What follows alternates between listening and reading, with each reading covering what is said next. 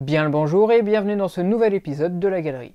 Ou plutôt bien le bonsoir car comme vous pouvez le constater, la lumière naturelle dont je suis extrêmement dépendant concernant la qualité visuelle de mes vidéos n'est pas au mieux de sa forme en cette époque de l'année, et cela ne va pas aller en s'arrangeant pour les prochaines productions. Je vous prierai donc de bien vouloir m'excuser ce problème technique, engendré par le manque de moyens matériels et financiers à ma disposition. D'un autre côté, lorsque je crée, je me trouve la plupart du temps dans cette atmosphère, et ce tout au long de l'année. Je ne m'arrête pas parce que le soleil n'est plus à son zénith, s'il y a une averse ou si la nuit tombe. Et en ce moment, je suis plutôt contraint de tourner le soir à cause de mes études. Ce n'est pas pour justifier mon manque de solutions pour résoudre le problème, j'en suis le premier désolé d'ailleurs, mais cela participe à la compréhension de mon art et à mon processus de création. Ce détail étant clarifié, nous pouvons poursuivre. Cela fait longtemps que le dernier épisode de la galerie est sorti, et je sais que certains sont impatients de voir la suite du projet de maquette du gouffre de Helm. Ne vous en faites pas, cela arrivera sous peu. Cet épisode, que je pensais voir sortir cet été, est là pour vous rassurer et relativiser sur ce qui m'est arrivé pendant mon absence, car je n'ai pas été que chamboulé par des épisodes tristes. J'ai également été occupé par des projets qui me tenaient à cœur et j'ai choisi de vous en montrer un exemple.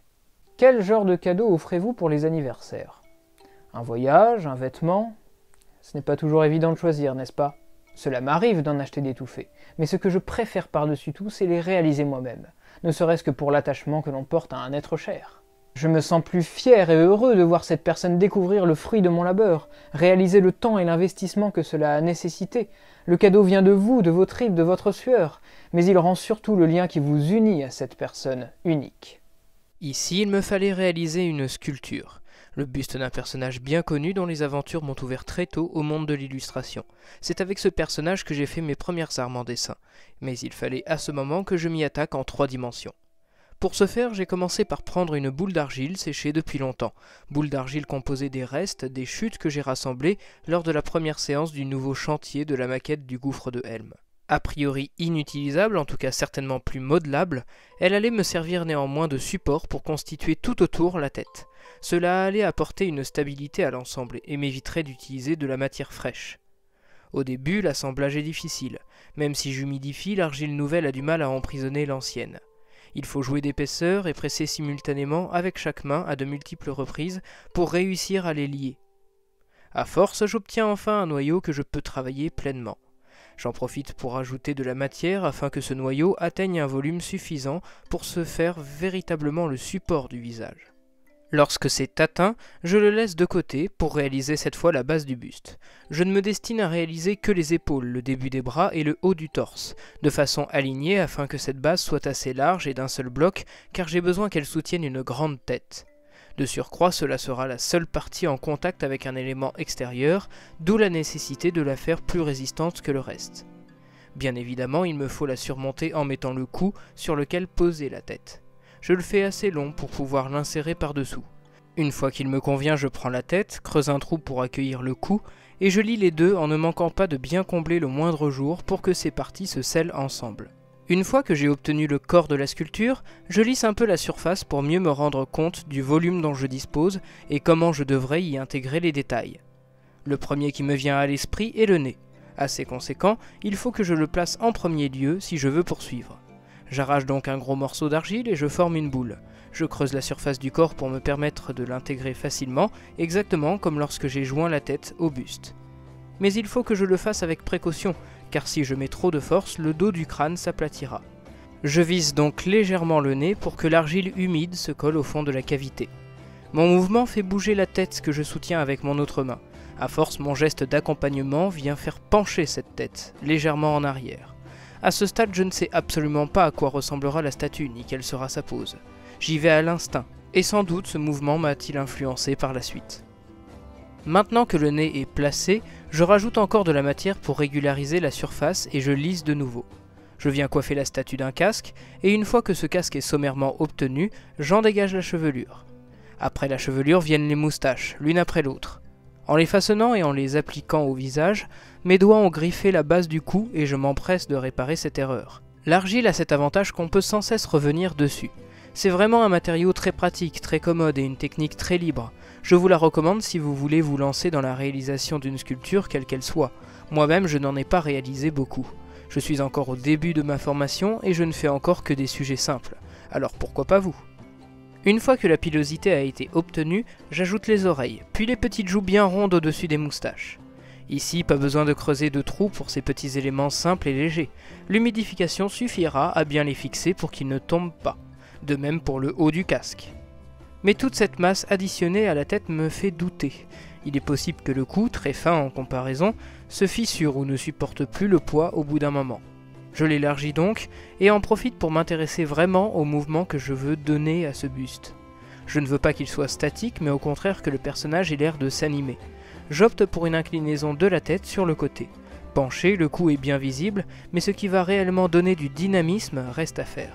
Et c'est la partie la plus délicate de l'entreprise, les ailes du casque. Après quelques vérifications et rectifications de l'ensemble, une grande inspiration, je me lance. Je découpe une bande d'argile assez épaisse, j'enlèverai sans doute de la matière plus tard pour ne pas que le poids la fasse se briser. Cette aile doit être collée au casque et non intégrée dedans, ce qui apporte un autre problème. Comment va-t-elle se maintenir? Le tout est de trouver l'équilibre. À ce moment, je suis encore bien plus préoccupé par son aspect et le rendu des plumes pour qu'elle ressemble plus au modèle. Enfin, je dis modèle, mais je ne travaille d'après aucun support, seulement d'après mes souvenirs et mon imagination. Oh là là, qu'est-ce que je suis en train de faire? Il reste encore des plumes à ajouter, mais là je tente de mettre l'aile sur le casque. Et il en reste encore une autre à faire. J'espère que la seconde permettra à la première de tenir parce que l'opération est bancale sans elle. Et même en relevant un peu la tête, elle ne tient pas. Mais j'aime beaucoup ces images, on dirait que je tiens la tête d'un enfant. Et quelque part, c'est le cas. Finalement, après 1 heure de plus, seulement pour les ailes, et 3 jours de séchage, la sculpture est achevée. Si je voulais réaliser ce buste, c'est parce qu'il venait compléter celui que j'avais fait il y a déjà 5 ans environ, qui constitue ma première tentative sérieuse en sculpture. Vous devez avoir reconnu ce que ces pièces représentent maintenant. À la vue de cette paire, j'éprouve 2 choses. Premièrement, je la trouve très réussie. Les 2 sculptures sont dans la même veine et se complètent bien. On sent qu'elles font partie d'un tout.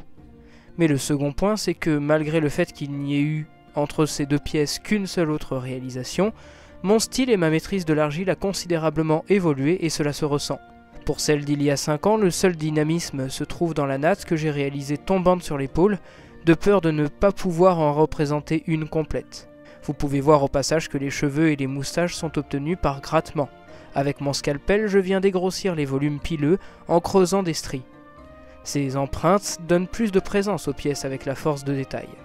Pour la seconde, peut-être que le temps m'a fait gagner en assurance. C'est pourquoi je me suis permis de prendre plus de risques, notamment au niveau du cou et bien sûr des ailes. Mais il convient de remarquer 2 choses déplaisantes.